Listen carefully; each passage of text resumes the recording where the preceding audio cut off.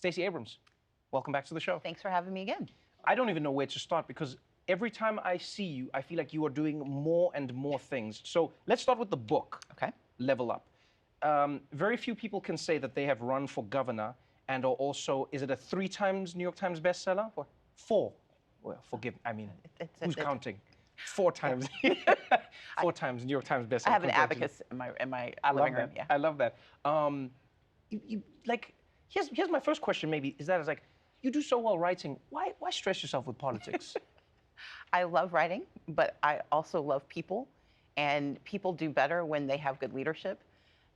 People do really well when they have leaders that like them, and so I want to be one of those people who actually likes people and wants to help them from the office of governor. Oh, okay. Yeah. People feel that. Level Up, a book about essentially small businesses and how to grow them and the challenges that you face. You share the fact that you had businesses that failed. Yes. Most politicians will always just be like, no, that didn't fail, I pivoted. It's the pivot. People love the pivot. One of the big things you learn about when reading the book is just how many small businesses fail.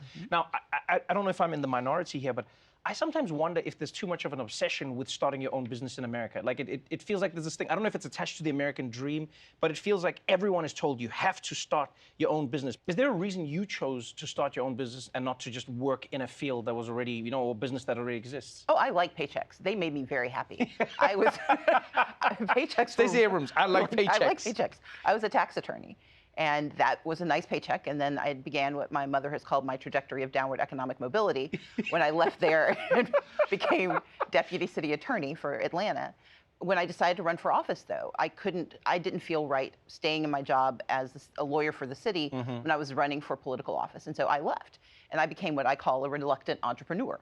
I had to find a way to pay for my mortgage since I was going to leave my job. And that's when I started my business. And for a lot of people, starting a small business isn't this Horatio Alger's story. It's not because they all want to be mini moguls.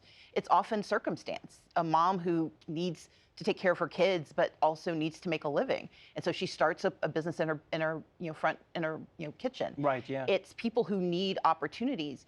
And so my mission is to say, regardless of why you start your small business, here's what you need to know about it, because these are the things no one's going to tell you. Shark Tank is not going to happen for most of us. So here's what we need to do. And that it's going to be difficult. In Georgia right now, 99% of the businesses in Georgia are small businesses. Wow. 49% of the employees are employed by small businesses. And so if we don't understand small businesses, we're in a lot of trouble. And if we don't do our work to prop them up and to help them support them as they grow, and more importantly, help them scale, then we're actually hurting the very people we say we want to help in our economy. If you were to become the governor of Georgia, people are screaming as I say that and cheering right now. Well, thank you. If you were to become the governor of Georgia, what are some of the first steps you think you would take to help small businesses? If you're saying 99% of them are small businesses in Georgia, what do you think could change? Where can government step in? And where should that, sort of that marriage end between the government helping a small business whilst also making a business? First thing we need to do is to expand Medicaid in Georgia, which sounds like a completely counterintuitive answer to the question you asked. It does. But Georgia spends billions of dollars on what's called uncompensated care. We pay for people who can't afford health care. Part of that is the fact that we have failed to take money that belongs to Georgians and reinvest it in health care. But Medicaid expansion in Georgia will create 60,000 new jobs. When you expand Medicaid, you create small businesses, and it's an infusion of capital that comes from commerce, not from loans. Number 2, we should teach young people how to start businesses. Even if they don't ever want to start one of their own, they should know what it looks like. Yeah. And it makes them better employees. If you understand how business works, then you understand why your boss, who has 2 employees, cannot pay you what your friend at Coca-Cola makes. Right. And so it's creating that lexicon and that understanding. And the third is encouraging financial systems to actually loan money when you have to do that in communities that don't have it. After the Great Recession, Black communities in particular lost banks and they never came back. And so when the PPP loans came out, a good intention of government, the money went to places that were not willing to lend to the very communities that needed it. And as governor, I would pay attention to that. I would say, we need to use these Black-owned banks or these Latino-owned banks, these community banks, we need to use those as depositories so when money comes the next time, there's someone in the community who's ready to loan it. Let's talk about politics, which is everything in America all the time. You are running for a seat that, in a state that has become, one of the lightning rods of American politics, Georgia. What's interesting about this race is the fact that Governor Kemp has put into place multiple restrictions on how people can vote, when people can vote. He's reduced the availability of voting for people. Republicans will argue the same thing. They will say, no, all we're trying to do is shore up the vote, even though we agree there has been no widespread voter fraud. How do you begin tackling an issue like this where, A, you're running, so you want to make it better for yourself / fair for everybody, but how do you find that balance of saying to people, listen, I'm trying to do this for everybody, and I know that I hope I will benefit, but you get what I'm saying? There's that paradox of the messaging that you're trying to get out. I reject the paradox. Voting, the process of voting is nonpartisan. Everyone should have access to the ability to vote. It should be easy to vote.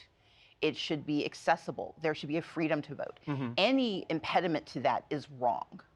That's full stop. I don't care who you vote for. When I'm focusing on the voting system, my focus should never be on who you cast your ballot for.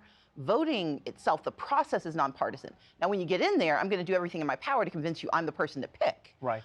But the fight for the right to vote is something that should cut across every demographic, every ideology, every community. We are a stronger nation when we allow people to participate. And if we ever doubted that, the war that Putin is waging against Ukraine, President Zelensky said, and I'm going to paraphrase him probably poorly, he said, this isn't a war on Ukraine, this is a war on democracy in Ukraine. When we allow democracy to be overtaken by those who want to choose who can be heard, and those choices are not based on anything other than animus or inconvenience, then that is wrong. My mission is to make certain that everyone can cast a ballot, even people who don't like me, especially those folks. They should be able to go and cast their ballots. My job is to make sure that more people who like me show up, but that's campaigning, that's not voting rights. Yeah. Before I let you go, I have to talk to you about the mask. Yes. Because I mean, I was on social media, and then I see the picture of the mask, then the picture gets deleted. This is what I found interesting, and maybe you'll correct me if I'm wrong. It's like, it feels like with politicians, you have a team around you. Everyone's trying to figure out how to solve a crisis or fix a problem. People say ridiculous things, like God said, it was like, I hold my breath when I take the picture. And it creates this weird, it creates a situation where people feel like leaders aren't following the rules, or people, are punished differently from leaders, et cetera, et cetera. Why did you say, yeah, I messed up and that's that? And going forward, do you think you'd be able to maintain that without at the same time letting your enemies use that as your, like, don't vote for Stacey Abrams, she messes up? My responsibility in that instance, if I created any appearance that I did not take children's lives seriously, that's a mistake. But your job fundamentally is to acknowledge when you make a mistake and try to make it right. We have this narrative that we have invincible leaders. That's just not true. What we have are humans who want to do a job. And we have to hold them accountable for the job they do, but we have to have grace when they make mistakes and trust that their intentions were right.